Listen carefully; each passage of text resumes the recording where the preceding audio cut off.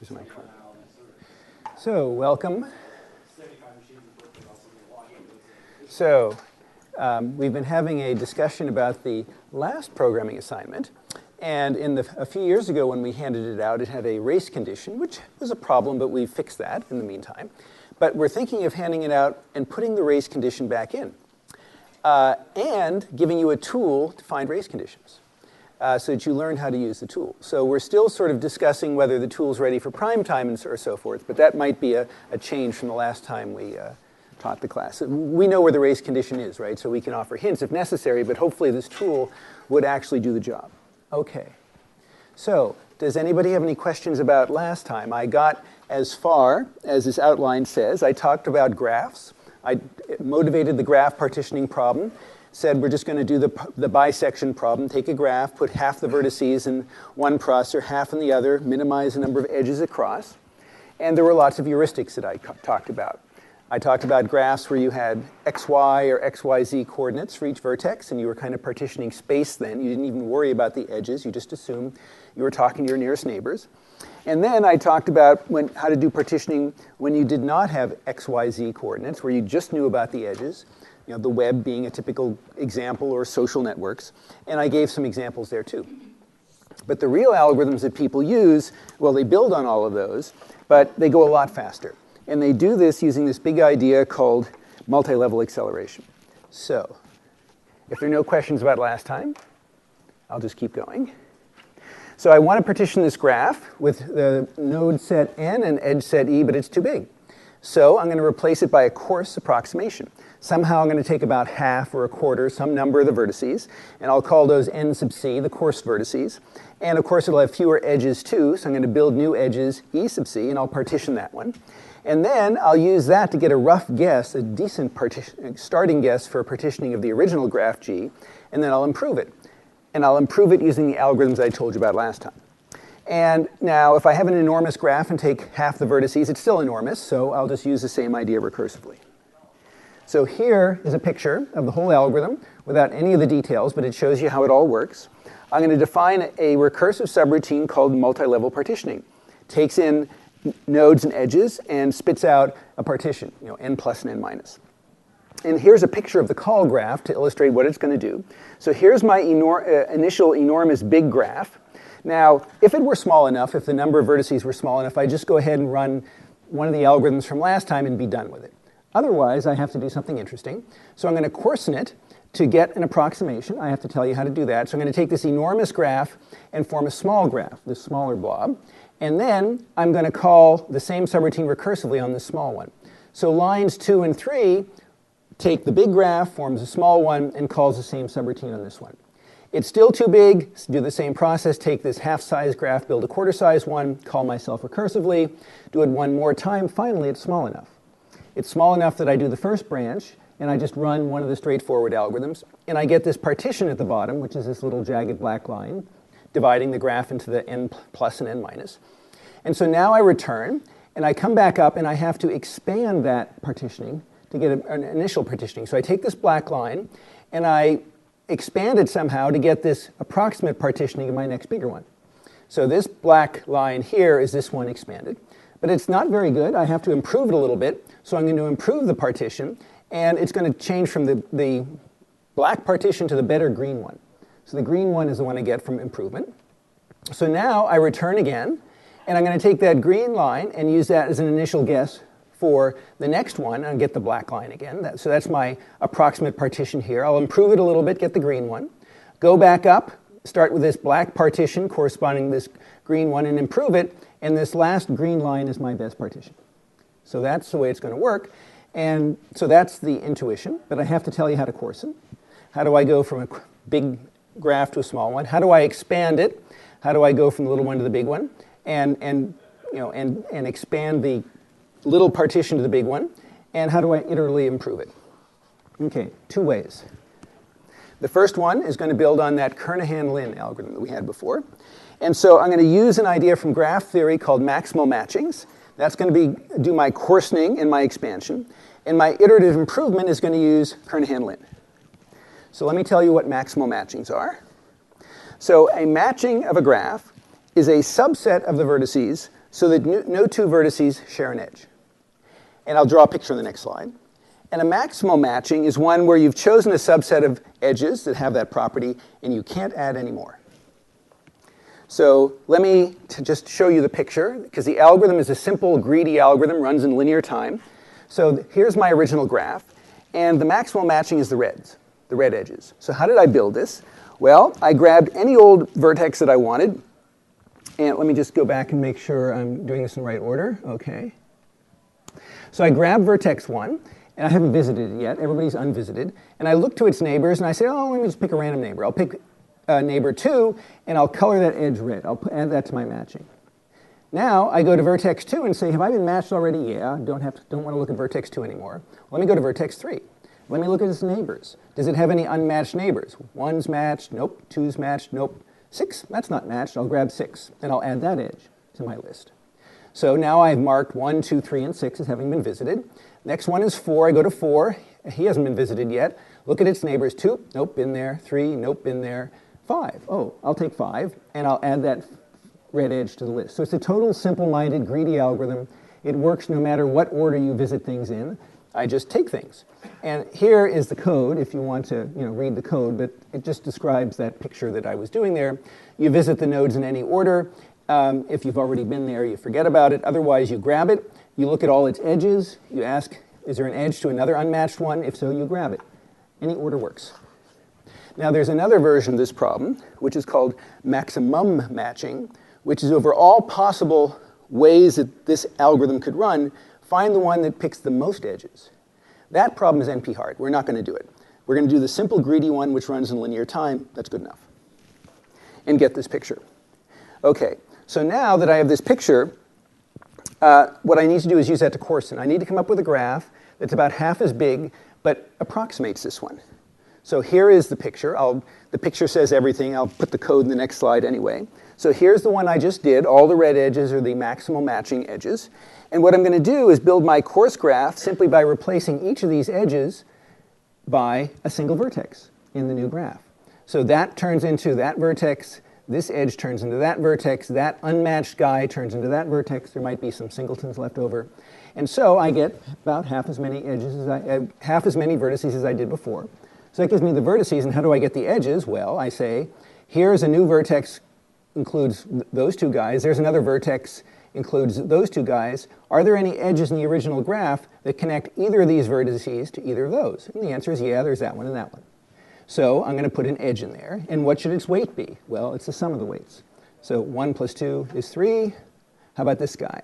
There's a new vertex corresponding to him. There's that same old vertex corresponding to him. And there are two connectors. 1 plus 2 is 3. And I don't care about the edges inside. So that edge of weight 3 just disappears. So that is the coarsening algorithm. And there's the code. And it just sort of describes what I said in words. But it's very simple linear time algorithm just to run through the graph in any order, and it works. Yes?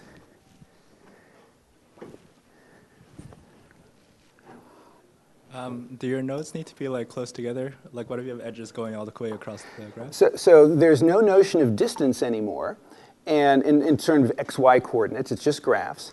And so you make the point that if you make a bad choice, since I could have visited the vertices in any order, then maybe that'll mess things up later in the algorithm. In practice, this works very well. But it's not deterministic what you get. You could run it again and choose different ones.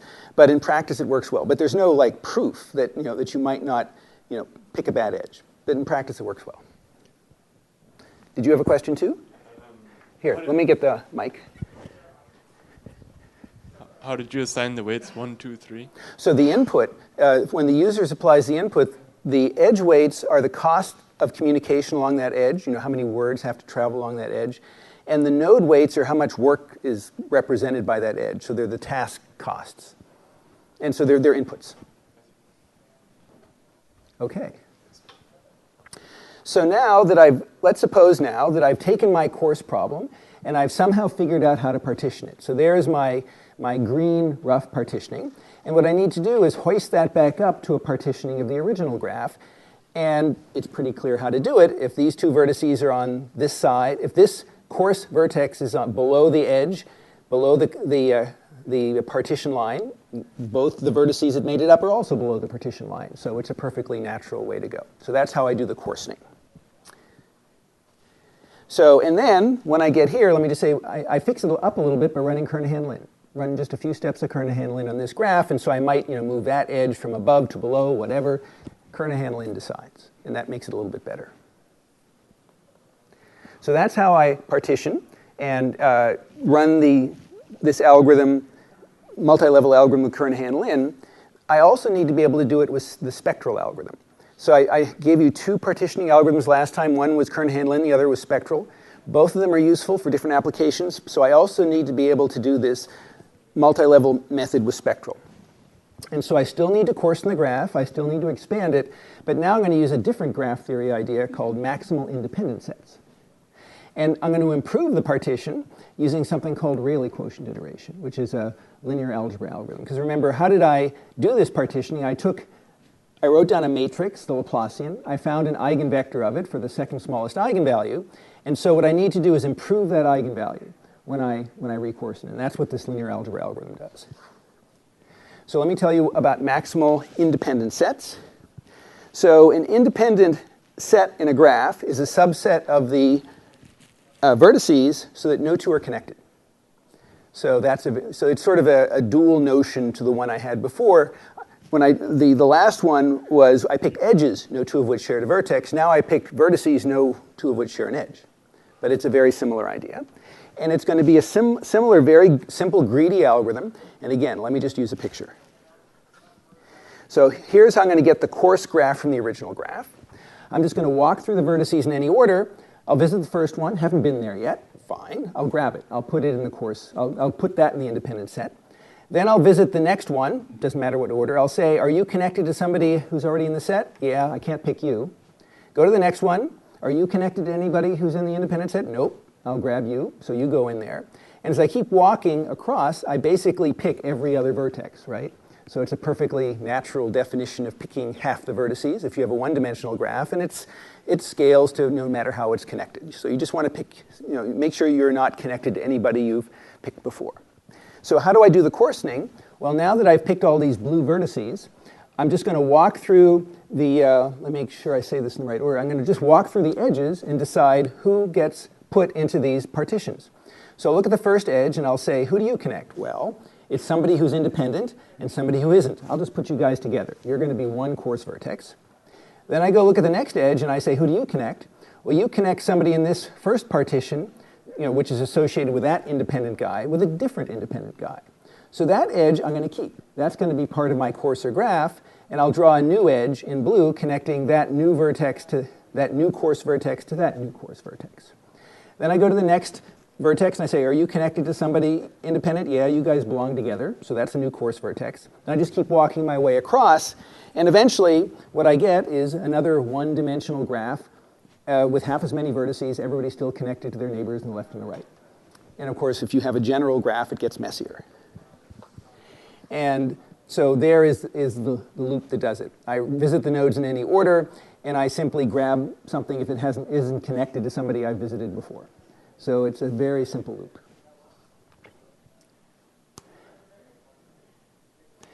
And so the coarsening there, so let me say this is the simple greedy algorithm that built the independent set, and this picture, this description I just made of how do you assign vertices to sets is that code. But anyway, it just describes in code what I did on the picture before. There are no new ideas there, but you can read it if you like.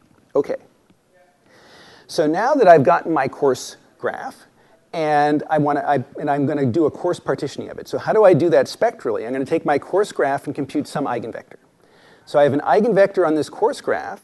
I need to turn it into an eigenvector on the original denser graph with more vertices.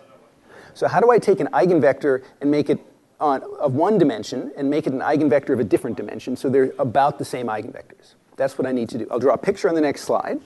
But the idea is very simple. Some vertices belong to the coarse graph and some don't. If I've picked a coarse vertex, I'm just going to pick the value, the component of its eigenvector to be the same. Picture on the next slide. And if the vertex is not a member of the independent set, but it's connected to some other guys, I'll just average the values to whom it's connected. So I'm just going to sort of do averaging with neighbors. Either you're already, an eigenvector point, and I'll pick you, or I'll just average with your neighbors. So again, let me just draw the picture for the case of a 1D mesh. So here I have a 9-point I have a graph. Everybody's connected to the nearest neighbor, and there are 9 points. And the eigenvector of that 9-point thing is shown in black. Okay, so that's the eigenvector I'd like. But what do? I pick a coarser graph. I pick every other point. So I pick points 1, 3, 5, 7, and 9. So I have a 5-point graph. And I compute its eigenvector. And I get these red red plus signs. So I get that point, that point, that point, that point, and that point. That's my 5-dimensional eigenvector of my 5-point graph. Okay, so what am I going to do? I have every other red point. How am I going to get something that is evaluated at 9 points? I'm just going to draw straight lines. I'm going to interpolate. So that value is just going to be the average of the neighbors. That one's already in there. I'm just going to use its value. That's going to be the average of its 2 neighbors. I'll just draw a straight line. He's already in the set. I'll just use it. And so I get this dotted line. That's going to be my approximate eigenvector that I get from interpolating. And I want to claim that this black line and the blue dotted line the blue dotted line is a good approximation of the black one. I just have to normalize them.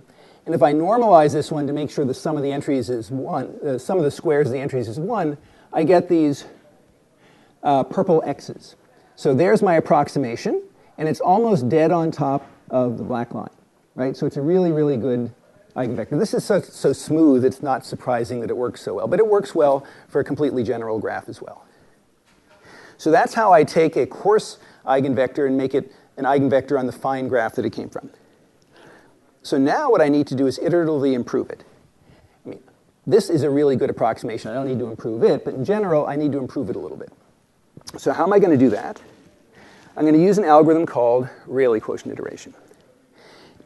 And so I think all we need to take away from this particular algorithm, which is a linear algebra topic, is that I have my graph Laplacian, and I'm going to have a loop with 3 lines in it.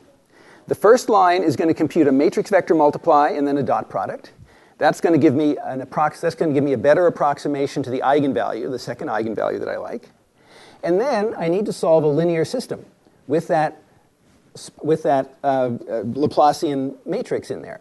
Now, that's much more expensive. Maybe that's the problem I wanted to solve in the first place. That's really expensive. So I can't afford to do that. I'm going to do it approximately. I'm going to use an approximation algorithm for it. It's called similq.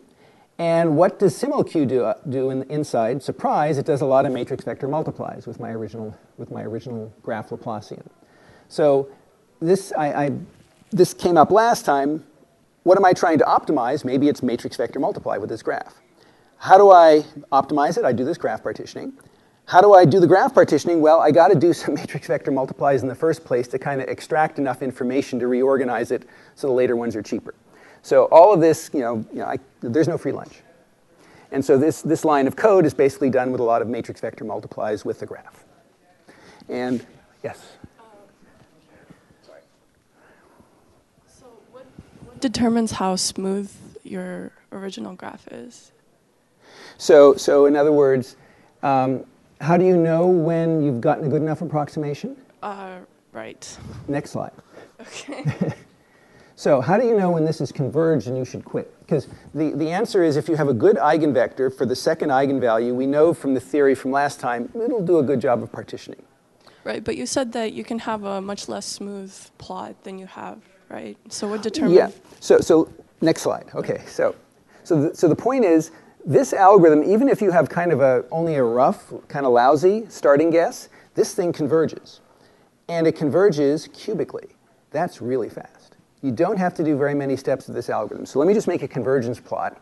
And I'll do it for this simple 1D problem just to show you it doesn't take very long.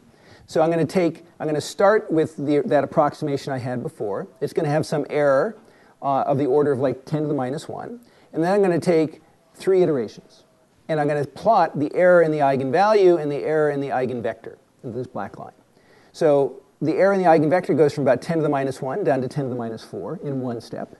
Then it goes from 10 to the minus 4 to 10 to the minus 12. That's cubic convergence. I've cubed the error 10 to the minus 4, 10 to the minus 12. That's way overkill. I don't need to get the eigenvector that accurately. I mean, all I need is the signs of the entries, right? All I need to know which components are plus and which components are minus. So I didn't really need to go this far. But the point is, it converges fast. And so that's why it works. OK. So that is the end of this part, which is multi-level acceleration, forming coarse graphs as the first approximations and using them to coarsen the fine ones. So are there any questions? So I should say, and I'll have more slides about this momentarily, that this is an important enough problem. There's a lot of tools. People have built all of these partitioners, sequential implementations, parallel implementations, so they're all available. And why is there more than one? Well, besides competitiveness among groups, there's no one best algorithm for your particular, for all matrices. OK, so let me just show you some data and some examples of how well this works. And this is a snapshot. I think it's pretty much up to date of what the available tools are. The multi-level Kernighan-Lin, there's a package called Metis. That's a sequential version. And there's also a parallel version called ParMetis. Those are widely used. For the multi-level spectral bisection, there's a package called Chaco, which comes out of Sandia National Labs. This is where a lot of the work here is done. And a former lecturer here, Horst Simon at LBL, is one of the people who co-invented this spectral bisection stuff a long time ago. And it's possible to have all sorts of hybrids. And since there's so many packages, some folks at Sandia recently built kind of a meta-partitioner. So it's a top-level interface to all of these partitioners and many others, so you can sort of just pick at the top level which ones you want to try. And so that's called Zoltan. And there's lots more tutorial material on how to use these. So let me just give you a simple comparison between this multi-level Kernighan-Lin one and the multi-level spectral bisection and show you some data. And it's embarrassingly old data, but anyway, this is what it is.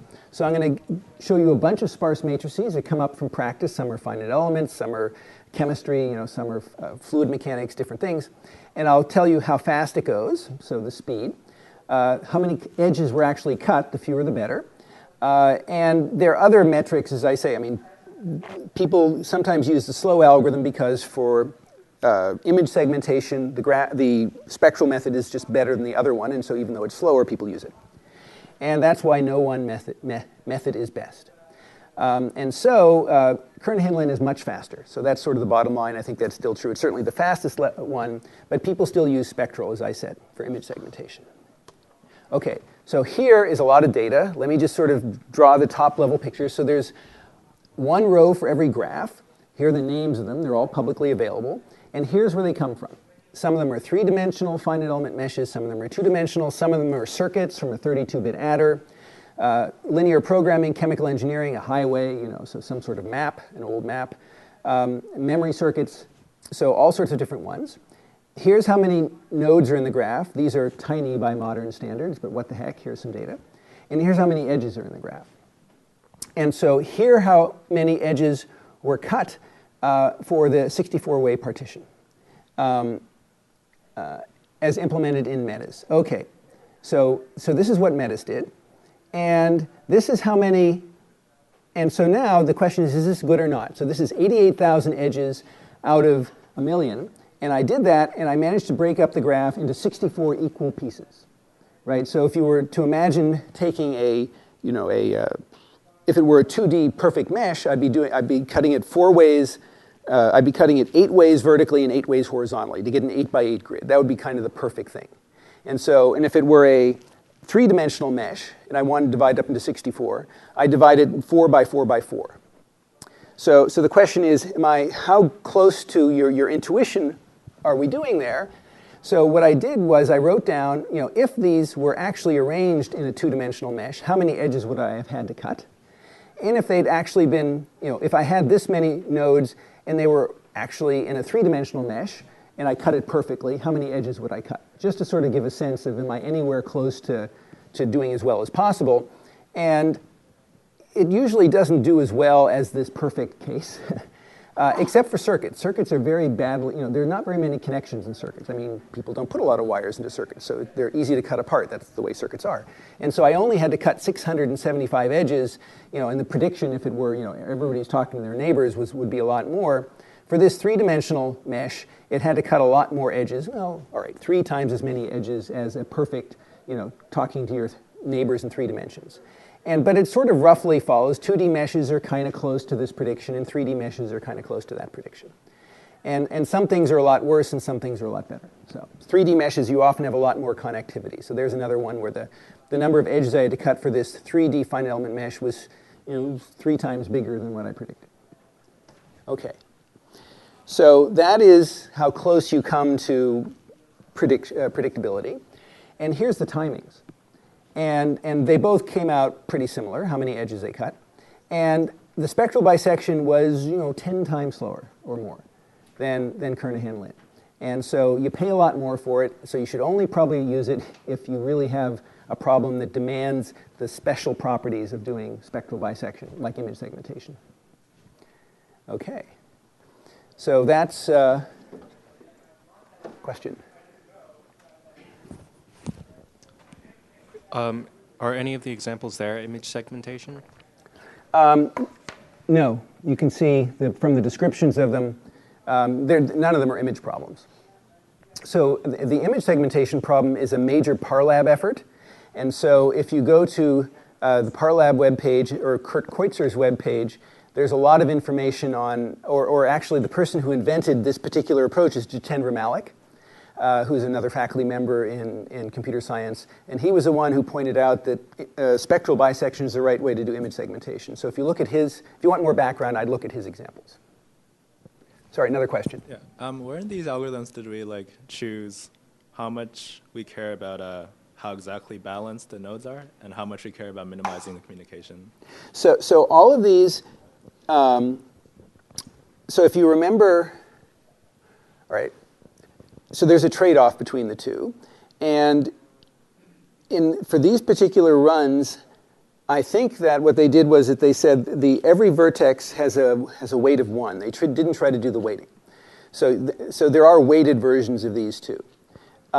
If you want to trade off communication and load balancing slightly differently, then, and this is important actually if you're doing dynamic load balancing, if your graph is changing rapidly over the course of the run, right? Here is, I'm assuming it's a fixed thing. I'm willing to spend a lot of time, and because the graph is not going to change. So there are a lot of versions of this code. In fact, Zoltan has this built inside of it. If your graph is changing rapidly, it will do a much rougher approximation because it knows that it can't afford to spend that much time to get a good approximation. So I would say, I am planning to have a lecture later in the semester on dynamic load balancing to say what are the techniques that people do to quickly rebalance things. So think of this as more the static case. Does that answer your question? I was actually looking for, is there a parameter? Is there a parameter to trade off how important load balance is versus, I think that, so the way I've described it, let's see. I think what you would do is you jiggle the Kernighan-Lin parameter so that it might be willing to unbalance things. That's one way you could do it. And for the graph partitioning one, where you look at the edge weights and you ask who's positive and who's negative, you could set a different threshold other than 0. It doesn't have to be just plus and minus. It could be bigger than 0.1 and less than 0.1. So you have that little bit of juggling that you could do too. Some of the theory goes away, but it is a bit empirical at that point. Any more questions? I have a software comment. Oh, please. We've been talking about Metis, which is from this Karipis and Kumar 95 paper, and if you guys are ever trying to do graph partitioning, Metis is a good software for that, but you also notice ParMetis, the parallel version, I don't know the latest status, but it hasn't been updated in a while. So I would recommend looking at a program called Scotch and its parallel version, PT Scotch, which you can also access through Zoltan there. Yes. And this package is from Europe, so I think it gets less attention in the US, but it's actually actively maintained. So if you need parallel graph partitioning, look for PT Scotch. I think that's a good software. Right. If you look at the Zoltan webpage, there's a large number of packages, including Scotch, that they maintain interfaces to. It's a community effort. It takes a village to partition a graph. Okay.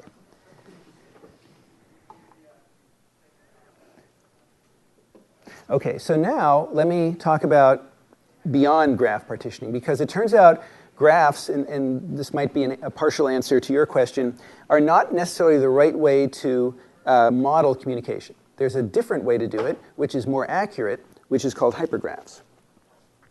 And so let me take a 4x4 example, a really tiny one, and draw its hypergraph. And so there's going to be one vertex for every row, and one what's called net, or multi-edge, for every column. And so here I have 4 rows, 4 vertices, and if you look, where is there a non-zero in row 1? Well, it's in column 1. And there's also a non-zero here over in column 3. So I'm going to have an edge from row 1 to column 1 and from row 1 to column 3. There's an edge for every non-zero. Okay, so this sort of, I've thrown away no information, right? This is just a graph. This is a bipartite graph. You can think of it that way, with one vertex for every row and one vertex for every column. And these edges say exactly where the non-zeros are. So now the other way that this is sort of described sometimes is as a hypergraph. So this thing here, these 3 edges, which are all connected, are what are sometimes called a net that connect row 1, row 2, and row 3. And that reflects the fact that row 1, row 2, and row 3 all share a non-zero entry there. And the fact that row 2, and column 2 is connected to row 2, row 3, and row 4, those 3 edges, that reflects these non-zeros here, that all of rows 2, 3, and 4 share a non-zero. Okay, so that's the other way to look at it. So let me just sort of talk about how to measure partitioning here. And so let me imagine that I'm now going to partition my rows of my matrix into just the 2 halves, the top 2 rows and the bottom 2 rows. And I want to measure how much do they communicate. And so what I'm going to do is look at the columns or the hyperedges to which these guys connect. So these R1 and R2, if I look at all their edges, they're connecting to these 3 nets. They share something in columns 1, 2, and 3. 1, 2, and 3. And the other partition, the last 2 rows, that has a connection to columns 2, 3, and 4. There's something if I look at the last 2 rows only, there's something in column 2, column 3, and column 4. And so now let me use this to measure if I actually split these 2 rows they went to processor 1, these went to processor 2, and I needed to do SPMV and communicate. How much do I need to communicate? I need to communicate exactly 2 things. These 2 guys that are both shared indicate that I have to send data from there to there and from there to there. The count is exactly 2. All right, so I haven't thrown away any information. This is elementary. But now, let's suppose I did a graph partitioning model of this same problem. Let me see what the graph partitioning would tell me the cost is. So here's the graph partitioning version of it. I have 4 vertices for the 4 rows, and I have edges. So I have an edge from 1 to 3, that corresponds to that guy. I have an edge from 2 to 4, corresponds to that guy. And I have an edge from 2 to 3, corresponding to those guys. Okay? So this one edge represents both that guy and that guy. Let me partition it. First 2 rows go to processor 1, second 2 rows go to processor 2. How many edges cross? 3. So this is telling me that the cost of communication is 3. This is telling me the cost of communication is 2. 2 is right. Okay. So that tells you, this is a tiny example, that graph partitioning doesn't necessarily always count the number of edges correctly. So let me now use that idea and ask what it tells me about a graph we think we understand really well, a 2D mesh, everybody's connected to its nearest neighbors. So let's suppose I have 4 processors, and I partition it in the obvious 4 squares, and I ask, okay, what's the communication? So everybody talks to their neighbor across that left-right border, and everybody talks around that border. And so the total communication volume is going to be 64. But now, let me say, let me try to count it accurately and say, is there a better partition? So here is actually a better partition. So the point is, this guy has 2 neighbors, so he only has to, and both these guys need his value. He only has to send 1 number to make both those 2 vertices happy. Right? And this guy only has to send 1 number to make both those 2 vertices happy. And so all I have to do now is count how many vertices are along here, and the total volume has gone down from 64 to 58. So a square partitioning is not right. We're losing a constant factor. And it's this weird-looking thing that's the right way to do it, and provably optimal. So what does it look like as I scale up? So you get things that look like this. This is what the optimal partitioning looks like. And for this particular case of a two-dimensional mesh, as I get bigger and bigger, I save 25%. Okay, so that's sort of the constant in this simple case. So this is, a simple graph. We can do so where you'd think, well, how could you do better than breaking up a square thing into, a 2D mesh into squares? Well, there's a 25% savings if you actually model things a little bit more carefully. Now, it may be a lot harder to generate the code for this, and maybe your inner loops are going to run more slowly if you try to generate code that looks like this. But nonetheless, if you want to count communication accurately, this can be a lot better. So what happens if you actually use the available software I was telling you about? Would they actually compute this stuff? So let me take a 2D mesh, everybody's connected to their nearest neighbors, and plug it into Metis and see, does Metis actually divide it up the way we think? And let me also plug it into a Hypergraph partitioner, because people have written packages for that too. What partitions do you actually get? So here's what actually comes out when you run the graph partitioner from Metis. Metis does not have a special case for 2D meshes. It just runs that algorithm, right? It does multi-level, and it does Kernighan-Lin.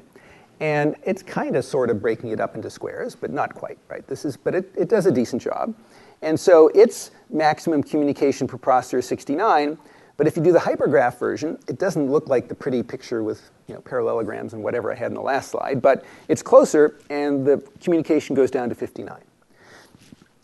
The bottleneck, the trouble, though, is that this is a much slower graph algorithm than this one is. So this one has not nearly been accelerated as much as that. So open problem. But packages do exist for this.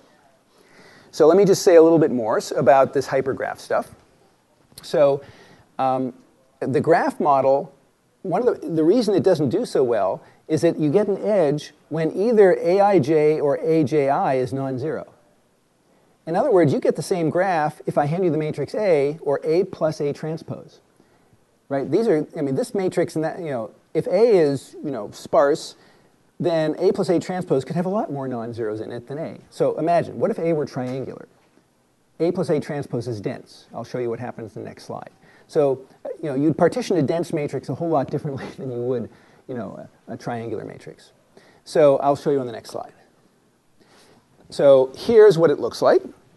So let's suppose I put a triangular matrix into Metis and say, please partition it. This is what it chooses to do. Let me put now into this hypergraph partitioning Pato, and it does a much more kind of obvious thing. And in fact, the load imbalance goes down from 6% to 0.1%. So this sort of addresses the question you had as to, how close to perfectly balanced is it? And there's lots of trade-offs, and this one does a lot better job of balancing. It also does a lot less communication volume. So the trouble is, why don't people use hypergraph partitioners all the time? They're a lot more expensive. And so you have to decide how important it is for you. Okay. So just to summarize, so here are the pros and cons between graphs and hypergraphs. If your matrix is really, really non-symmetric, as we just saw, it makes a big difference. You might want to pay attention to that. And even if your matrix is symmetric, you're connected to your, you have a 5-point stencil, you're connected to your nearest neighbors in a 2D mesh, it still didn't do the right thing. We only lost 25%, but you still lost it. And if you do the hypergraph partitioning, it solves all these problems. And if you want to, listen to a funny talk about, which one works better when, you can listen to this Fictions, Falsehoods, and Fallacies about graph partitioning on that webpage. So that's the end of lecture 13 on graph partitioning. Are there any questions before we go on to lecture 14? Which is on applying some of these things and using it to actually tune sparse matrix vector multiply in practice. Yes? Sorry. A few seconds. Excuse me.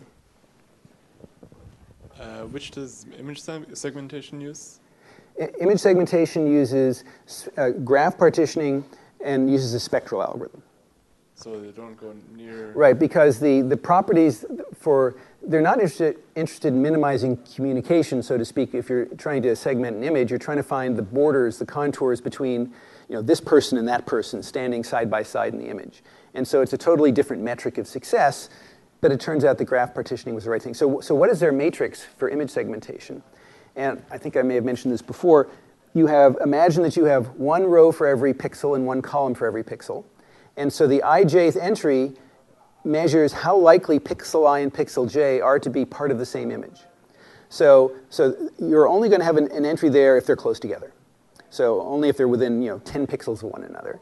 And then it'll be a big number if the two pixels look alike, same color, same brightness, whatever.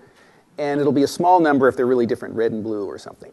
And so that's the graph that you get from image segmentation. And then you can read Jitendra Malik's papers to see why you want to do the spectral partitioning of that. Okay. In what case would you want to use the hypergraph method? What's an application? So if you have a highly non-symmetric matrix, okay, that is one of the best cases. And I think I'm going to just refer you to Bruce Hendrickson's webpage for lots of other examples. Okay? If you have extra time and you want a better partition, you run hypergraph. Yes. So there's going to be, I'm not going to get it to the end of it at this lecture, but next lecture, Nick reminds me, there's a higher level sparse matrix algorithm where we don't do just a single sparse matrix vector multiply, but many sparse matrix vector multiplies. And so the communication we're trying to minimize is for a sort of a larger problem. And ax, a squared x, a cubed x, that sort of thing. And in that case, there can be a big payoff from doing a better job of the partitioning, which is why we, Nick, are using the hypergraph partitioning in that case. Okay. Let me get to lecture 14.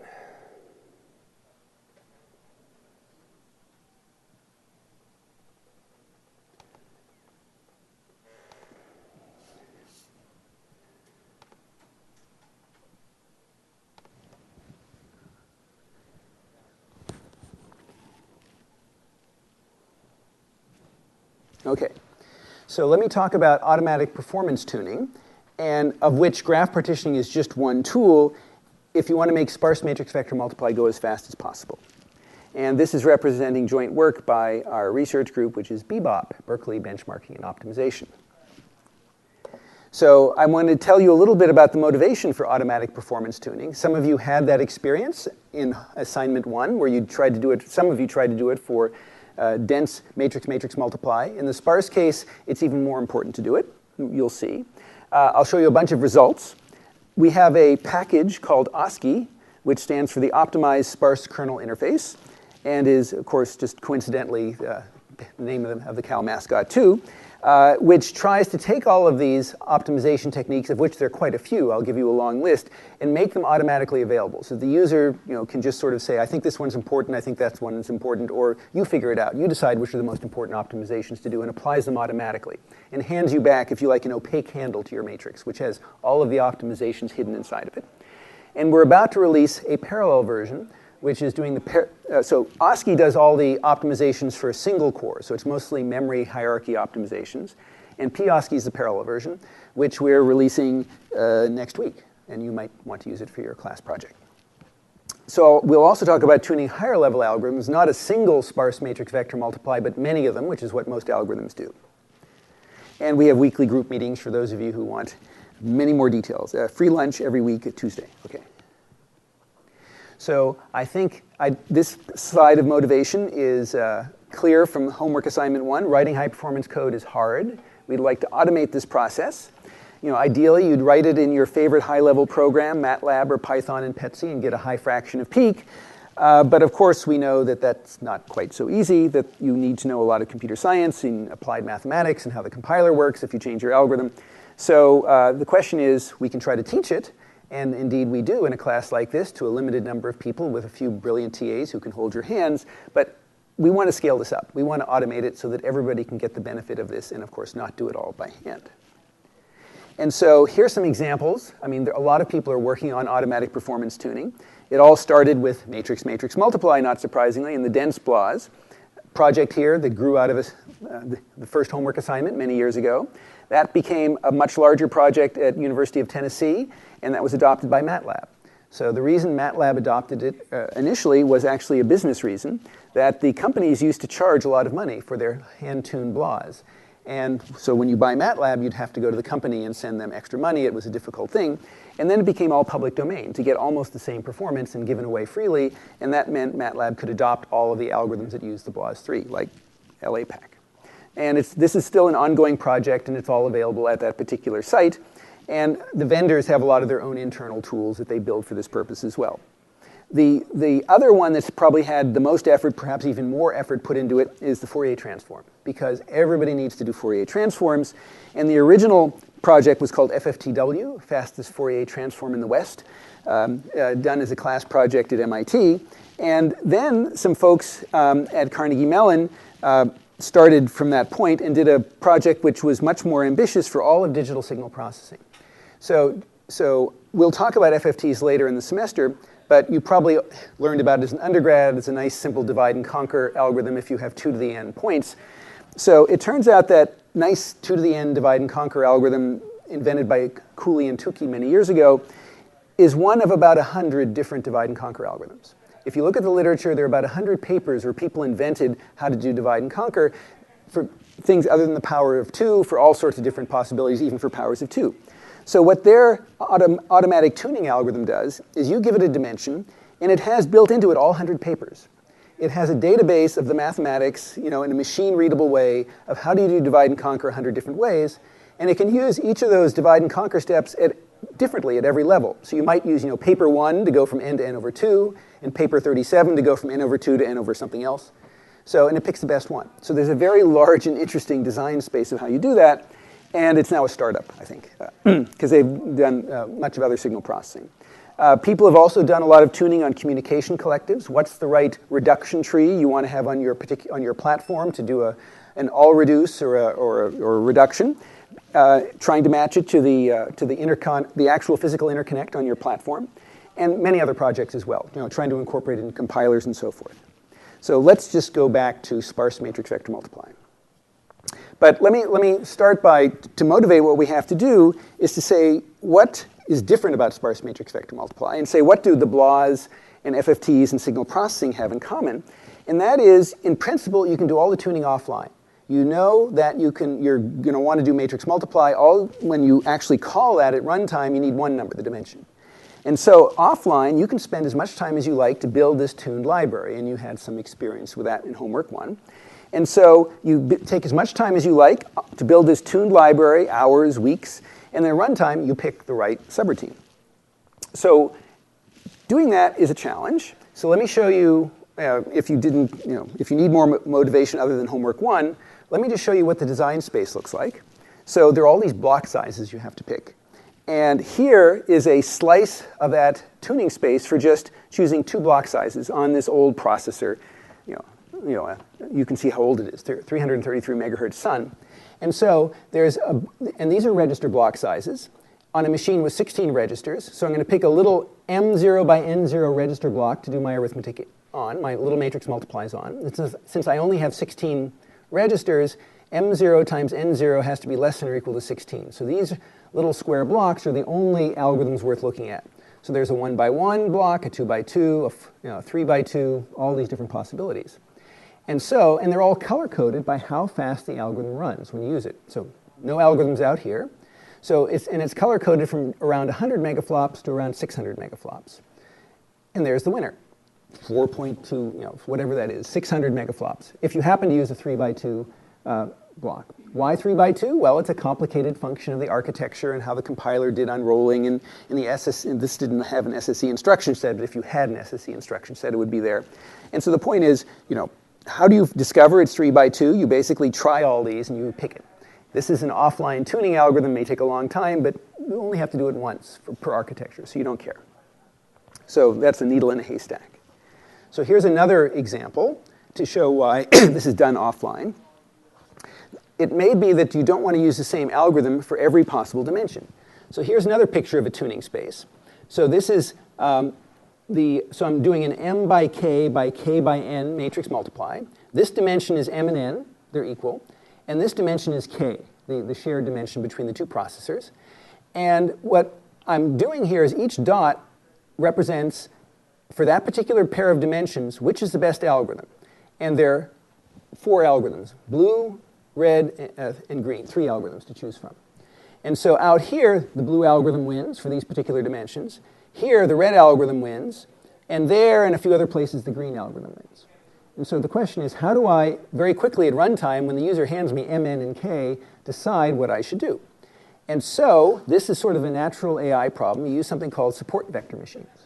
And that is very good at drawing the borders between these regions to say, evaluate a simple function over here. It tells me I should use the blue algorithm. And here it should use the red algorithm. And if I just toggle back and forth, it does a pretty good job of deciding. And if it changes, if it doesn't pick exactly the right algorithm here, since it's the border, these were probably almost equally fast.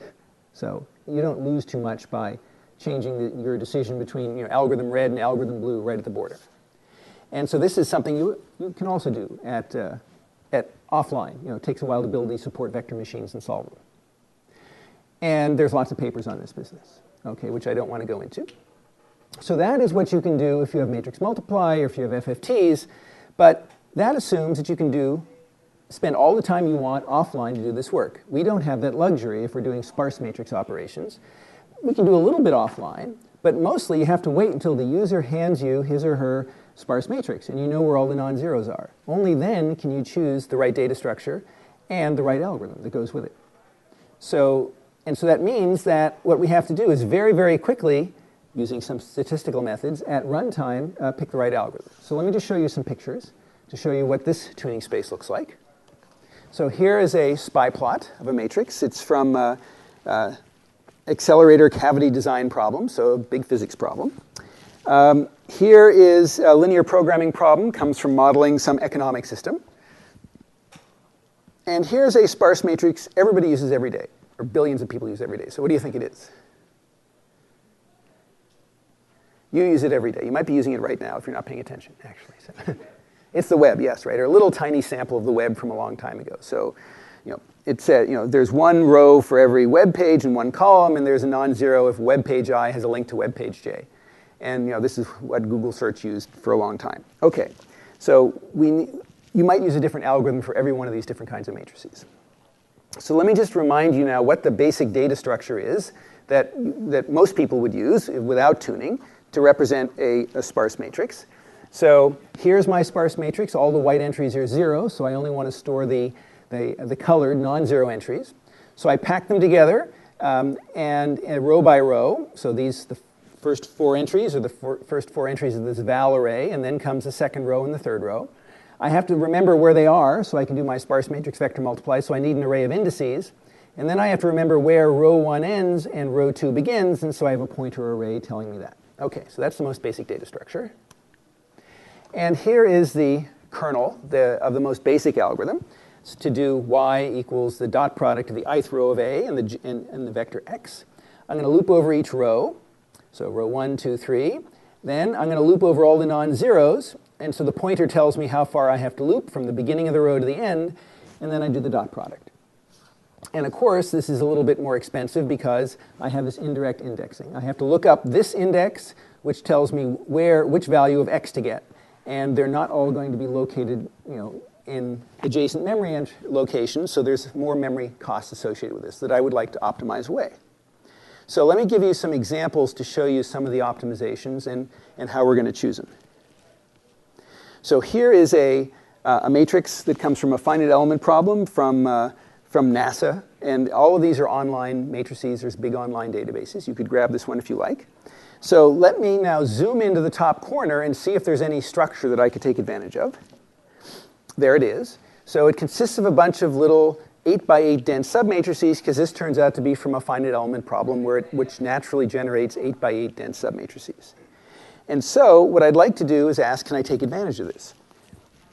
So what's the most expensive thing when you do a sparse matrix vector multiply? It's going to be, well, reading the matrix from memory. It's going to be communication, because I'm only going to do 2 flops per non-zero, and that's never going to mask the cost of getting it from memory. So what I'd like to do is make my data structure to store this matrix as small as possible. So as I said, there are only 2 flops for each non-zero. So what I'd like to do is look at this and say, can I store this more cheaply than having a non-zero index for having an index, the column index for every non-zero? And it's pretty clear that if I store this as a whole block and just know where the top corner is, I can figure out where all the other non-zeros are. So this is a perfectly natural thing to try. So what I'm going to do is look for dense subblocks in that matrix and store them as little dense subblocks. So I need to pick a number of rows, a number of columns, and pick them in some way so that I store them that way, and change the algorithm so that when I read in this block as, let's say, 64 consecutive non-zeros, and I know where the top corner is, the algorithm knows which entries of x and y to update, because it's an 8 by 8 block. And in general, I'll have R by C blocks. So the question is, how do I pick R and C? So if your goal is to minimize memory traffic, I want those blocks to be as big as possible, because I'll just have one index per block. And so I want to make R and C, well, what do you think? 8. 8 by 8 blocks. It's a perfect match. So let me do that experiment. Let me try 8 by 8 blocks and see how much faster it goes. But while I'm at it, I can do a bunch of other experiments. For example, I could treat it as 4 by 4 blocks, or I could do 2 by 8 blocks. I can do a whole bunch of different experiments, because 8 has a lot of factors. Let me just try them all and see what happens. So I'm going to show you a picture of all those 16 different experiments, color-coded by how fast they go. So this is 1 by 1 blocks. That's 8 by 8 blocks. That's 4 by 4 blocks. That's 4 by 2 blocks. So the horizontal axis is 1, 2, 4, 8, the number of rows, and there's the number of columns, and there's 1, 2, 4, 8, the number of rows. And it's color-coded by how fast it goes, normalized to the basic code of speed 1, and the winner is 4 by 2. Why? Well, it's this complicated interaction with the SSE instruction set, and the compiler and the prefetch unit. And it's not something that you want to spend your time worrying about. You'd like to automate the process of realizing it's 4 by 2 and not 2 by 4, or not 8 by 8, which is what your intuition would say. So the theory, the intuition that the less memory traffic, the better, is enough to tell you that blocking is your design space. You need to pick an R by C block. But which is the best R and which is the right C? What are the right constants? The theory that minimizing communication is best doesn't tell you all the constants. It just tells you the tuning space. And then you've got to do some auto-tuning to search for the best value in the tuning space. OK, so there's the best. So now let me run this experiment again for all possible block sizes. So imagine I had huge blocks. Imagine I had a dense matrix, and I could use any block sizes I want. Let me just try them all and see what the best tuning space is. So this is what you get. So here I'm going from, here's the number of columns in the block from 1 through 12, and here's the number of rows from 1 through 12. And it's color-coded by how fast the algorithm goes. And there, that winner was 4 by 2, again. So in fact, it's much better than doing 12 by 12 blocks. Why is this? Again, it's a complicated function of the architecture, and this machine had an interesting architecture. And so, but if somebody hands you a sparse matrix, this is the raw information we need to pick the right block size. So this is something we're going to compute offline. We're going to try all 144 different block sizes and collect this data. And at runtime, we're going to use it to say what's the best block size. So if your matrix has 4 by 2 blocks, we would zoom in onto there and say, oh, we can't do better than that. But if your matrix only had 3 by 3 blocks and it didn't have 4 by 4 blocks, well, we'd look at different entries here to tell us which is likely to be faster. So that's the Itanium 2. Let me just show you some other data to say that this is totally machine dependent. And it even changes dramatically if you go from one generation of a machine, an IBM Power 3, to the next generation of a machine, an IBM Power 4, right? You can't assume anything is continuous. And there's going from an Itanium 1 to an Itanium 2. And so there's what these machines look like in general. Again, it's just it's data you have to collect again and again every time you get a new architecture. And just for more eye candy, here's some more Ultra 2 to Ultra 3 and Pentium 3 to Pentium 3M, okay, which is sort of the low power version. Okay, so this is part of the design space. All this data is going to be collected offline, and at runtime, we're going to use it somehow to quickly choose the right block size, to be explained. Okay, so let me give you another example of what we have to do. So here is a matrix from a finite element problem. And again, it's one of these public matrices available on a public database, if you want to look at it more. Let me zoom into the top corner, as I did before, and see if there are any dense subblocks. So it isn't quite as nice as the last one. But let me just try a bunch of them and see what happens. And actually, 3 by 3 looks pretty reasonable. If I put in 3 by 3 blocks, and I've drawn the lines here, then most of them look pretty dense, right? So it seems like 3 by 3 is pretty good. But the thing is, if I'm actually going to use it, what would I actually have to do here? If I'm going to store this as a dense 3 by 3 block, I'm going to have to fill in those 2 empty spots with explicit zeros, right? That's what I'd have to do if I chose to use a 3 by 3 block. And this one, I'd have to fill in those 2 explicit zeros.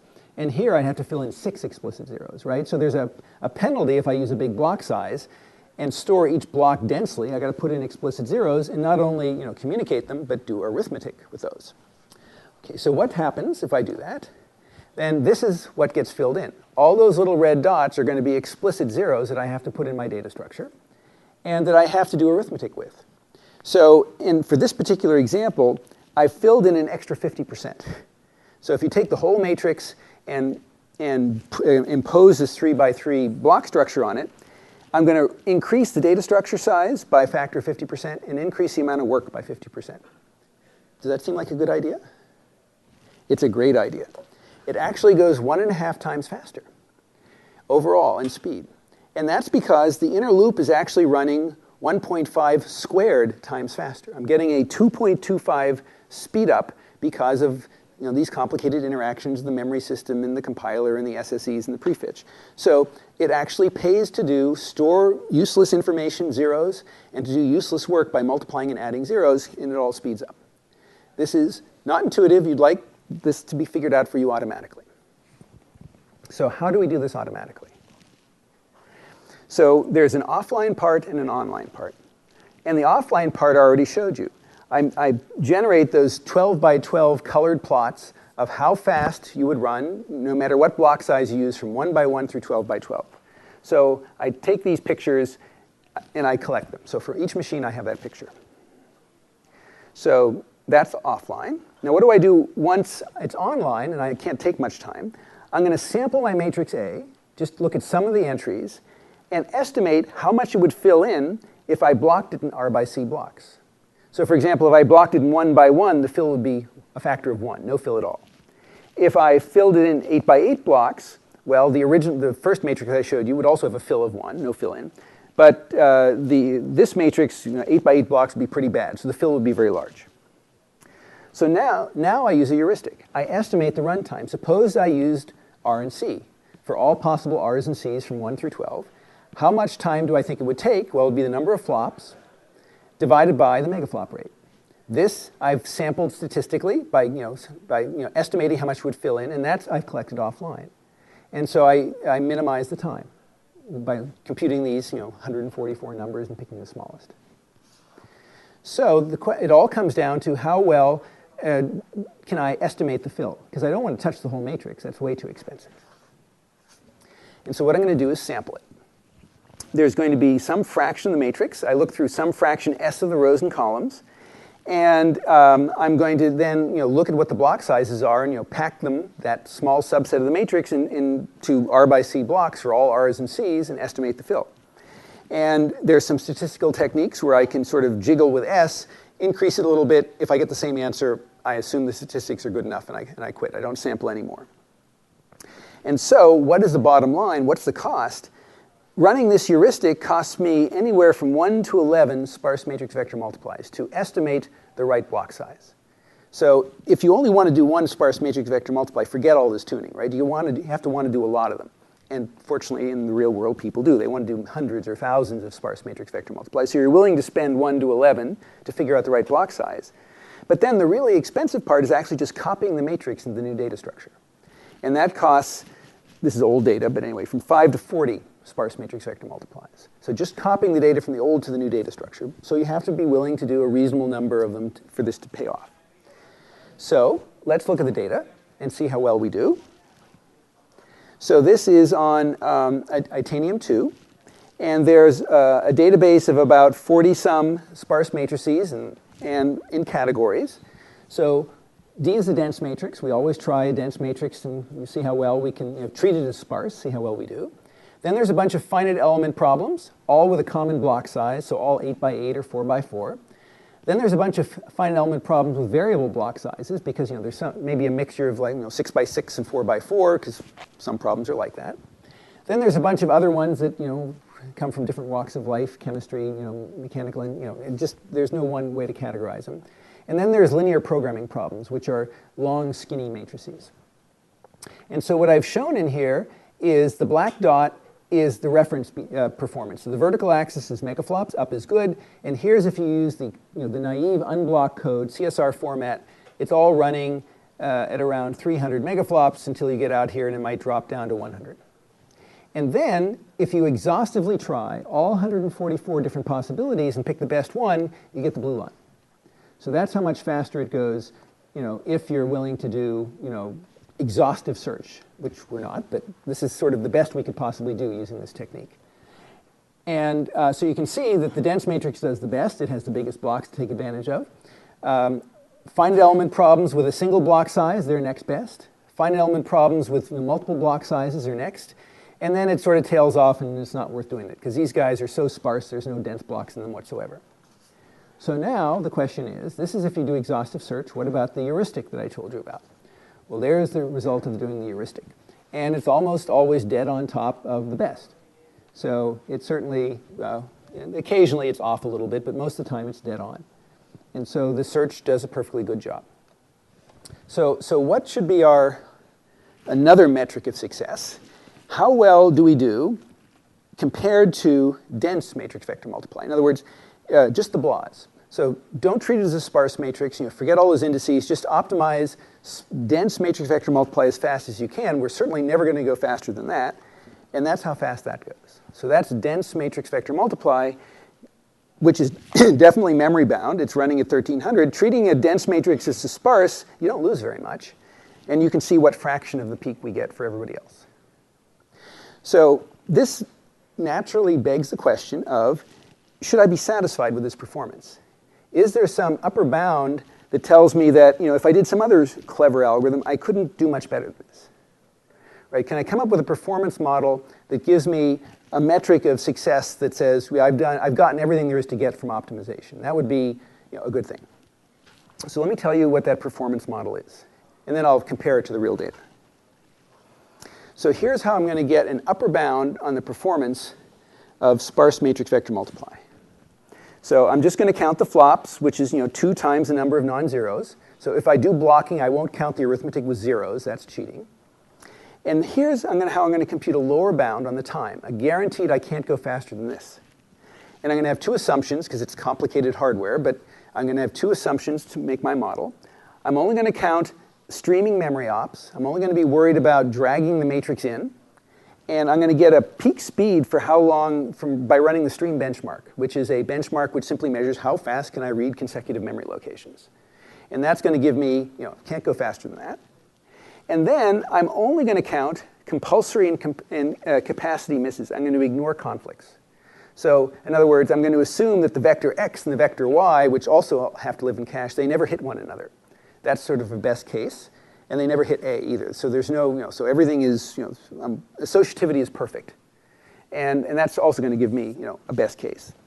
And so then I can write down a very simple bound, which says the time is going to be the time, the latency, if you hit an L1 times the number of L1 hits, plus the latency of L2 plus the number of L2 hits, et cetera, plus the latency of memory times however many times I go all the way to memory. So this is sort of the simplest thing that you can imagine. And the reason I'm writing it down in this complicated fashion is that I'm going to use performance counters to actually count the number of hits. So I'm going to use that to sort of say how close am I to optimal compared to the simplest model where I'm just streaming everything. Okay. So here is a picture to sort of estimate how well I'm doing. So here are the same 40-some matrices. And what I'm counting here is the true L2 misses versus the modeled L2 misses. So the modeled L2 misses is I just assume everything's streaming, no conflicts. And so my model says, it just sort of depends on how many non-zeros there are in the matrix. That is the lower bound. That's the black dotted line. The upper bound comes from assuming everything misses, worst case. So there's no reuse whatsoever. Every time I touch an entry of X or an entry of Y, it's not in cache. I have to go get it. That gives me the blue line. And here is what actually happened. I used the hardware performance counters that you learned about in a lecture before, and I actually count how many L2 misses were there. and they hit the lower bound, except for these wild and crazy matrices out here. And so it's a pretty good assumption to say that x and y are always in the cache when you need them. And so it's a pretty decent model. So now, let me now use that and say, matrix by matrix, what's the best I could possibly do, and how close do my optimizations get? So here is that same picture I had before, 40-odd matrices, performance in the vertical axis, how fast the unoptimized, naive code goes, and my upper bound on speed. Okay, so this assumes everything is streaming. So here is a slightly refined upper bound where I use the actual data from PAPI, from running. So I take my algorithm and I run it, and I count how many L1 misses, L2 misses, and I use this formula down here. So that's using the actual amount of memory traffic. Okay, and then finally, I put in the measured performance. And so this is how fast I actually went. This is how fast I could potentially have gone if I'd sort of paid the minimum price for all my memory traffic and cache misses. And this is how fast I could have gone if I'd had like the minimum number of cache misses. This is the true cache misses. That's if minimum. X and Y are always there. And so the trend is in our favor. It's good. I get a pretty high fraction of peak. Well, for some of them, all right, that's a nice fraction of peak. That's a decent fraction of peak, like 2/3. Right? So it tells me that I've gotten anywhere from 2/3 to 80 or 90% of what there is to get out of it by doing that particular optimization. And if your goal is to measure your success in auto-tuning, this is the way to do it. Okay. Are there any questions before I go on? I'm not going to finish the entire auto-tuning lecture today. There's a bunch more to do. Let me just take a quick look for a good stopping point.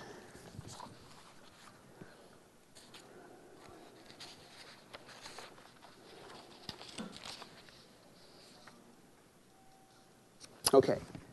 So any questions about this? Yes, microphone. So for homework 1, when we were trying auto-tuning, we found that our code changed dramatically from one block size to another. Like if it's even, then you can use the SSE instructions. If it's odd, then you can't Yes. align. If it's long narrow, Right. then you have to use the prefetch instruction. Yes. That all applies here. Depending on the block size, the R by C little blocks, different code will be used. So it turns out that it's almost always so small that total unrolling often wins. So if it's 2 by 3, why bother with loops? Just unroll it completely. But there is a question, do you row-wise, column-wise? That depends on the SSE instruction set. And there's actually a code generator which generates lots of different versions and searches. But total unrolling is often the answer here. Of course, that depends on the size of your instruction cache. And, so unrolling doesn't always win, but it often wins. Okay. So I've told you about one optimization out of a long list. So there are a lot of other optimizations. Register blocking is the one I've just described. How big should those R by C blocks be? And that got us a factor of 4. Here's another optimization that's also done automatically. You could decide, well, I don't have just 8 by 8 blocks. I have a mixture. I have some 3 by 3 and some 8 by 8. Let me try writing the matrix in 2 parts and using different block sizes for the different parts. That's called variable block splitting. That gets you another factor of 1.8 over using a single block size, depending on the matrix. Some matrices are naturally stored as diagonals. There's no blocks, but if you look at them, recall Poisson's equation on a mesh, they're just long diagonals. You could store it that way. That sometimes gives you a factor of 2, if your matrix looks like that. I will show you pictures of this. Your matrix may have very few big, dense blocks, but if you reorder the rows and columns and push all the non-zeros closer together, you suddenly get big, dense blocks. So it's cheaper to multiply by the permuted matrix. And of course, that means your math has to change in the rest of your algorithm, but that's OK. It's not that hard to do. That sometimes gives you another factor of 2. If your matrix is symmetric, you obviously only have to store half of it, but you have to be careful because the blocks have to be transposed in the right way. There's another factor of 2.8. You'd think you'd only get a factor of 2, but sometimes you get a bigger factor. Cache blocking is when your matrix is so big that the x and the y vectors don't fit in cache. In that case, you want to break up your matrix into rectangular subblocks so that your subset of X and subset of Y that you need will be in cache when you need them. And sometimes there's a factor of 2.8 there. And then there's some applications where you want to multiply not just by a single vector, but by many vectors. So it's a sparse matrix times a dense matrix. There's a factor of 7. I mean, no surprise, right? Because matrix multiply, you can get big speed ups, and sometimes that happens. And you can have any imaginable combination of these that you want. You'd like the system to automatically try them all for you and see which ones are the best combinations. Matrix vector multiply is not the only thing people do. They also do triangular solves. If you're solving AX equal B and you've done Gaussian elimination, you get a triangular matrix, and you need to solve. And again, if you use the right data structure, there's a factor of 1.8 in that. And then, I'll come back to this in more detail later, in a lot of applications, you're not just doing a single matrix multiply, you're doing something at a higher level. You're doing A times A transpose times X. If you're doing the singular value decomposition, iteratively, that's typically what's in your inner loop. You're multiplying by A twice, once by A and once by its transpose. And if you know that, you can use A twice when you read it from memory. And so that cuts your memory traffic in half, and there's another factor of 1.8. So all of these optimizations, sometimes they can be done without changing your algorithm at all, and sometimes it requires changing your algorithm a bit. So let me just show you some examples. So here is a typical picture of a sparse triangular matrix that you would get by taking an original sparse matrix.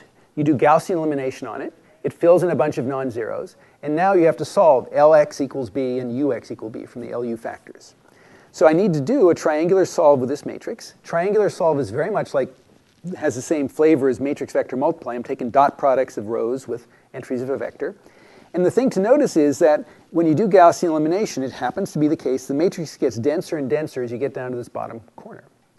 So there's a natural data structure optimization, which is once it gets dense enough, treat it as dense. And there's a factor of 1.8. Because it turns out that in a lot of these cases, 90% of the non-zeros are sitting down in this little block. So 90% of the flops are done down in that corner. So if you optimize that, then you'll have done yourself a big favor.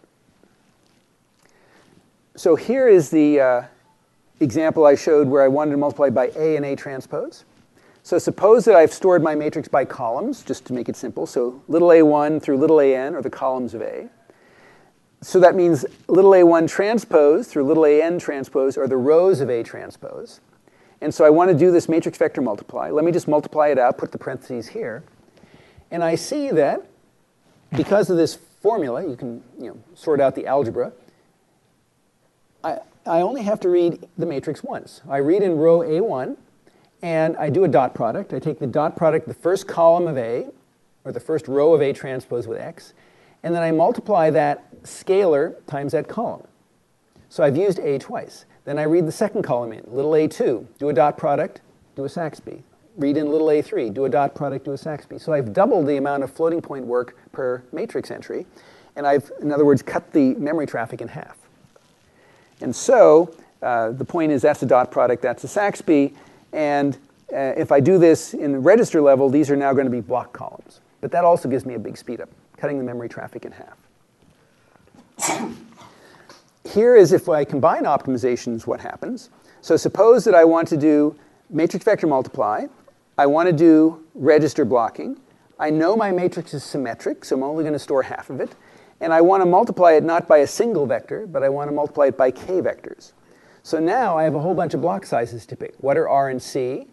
How many columns do I multiply it at the same time? And whenever I read in this block of the matrix, I know that implicitly there's another copy of it over here. It's transpose, and so I need to multiply it by that block and that block too.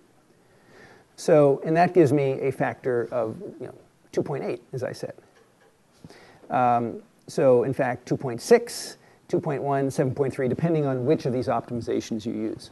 If, the best case is if you start compared to ignore symmetry, don't do blocking, one vector, and I now throw in symmetry, blocking, and vectors, I get a factor of 7.3. So it is well worth taking advantage of these. So I think that's a good place to stop, and next time we will continue the story.